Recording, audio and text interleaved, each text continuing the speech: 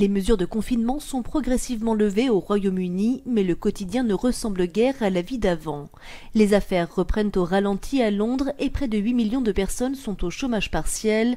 Elles perçoivent 80% de leur salaire dans une limite de 2500 livres sterling par mois.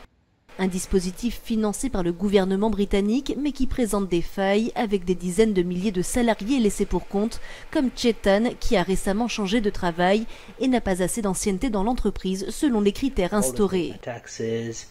Je le ressens comme une injustice. Parce que je cotise, j'ai payé mes impôts, je n'ai jamais touché d'aide et j'ai l'impression que le jour où j'en ai besoin, c'est impossible.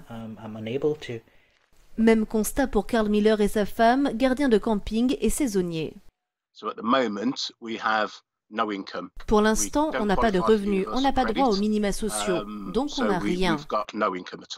D'autres salariés ont été licenciés sans ménagement, un droit dont disposent les employeurs. Pour moi, ça ne va pas.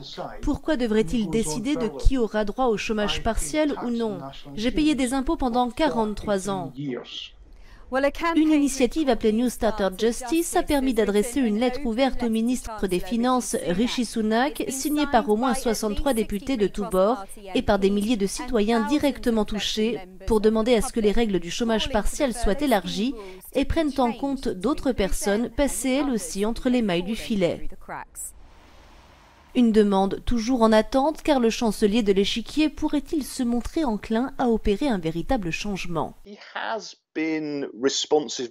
Il lui est arrivé de réagir quand des carences politiques ont été pointées du doigt, même si quand on ne touche aucun salaire au fil des jours, ce n'est pas vraiment le genre de mesures palpables dont les gens ont besoin.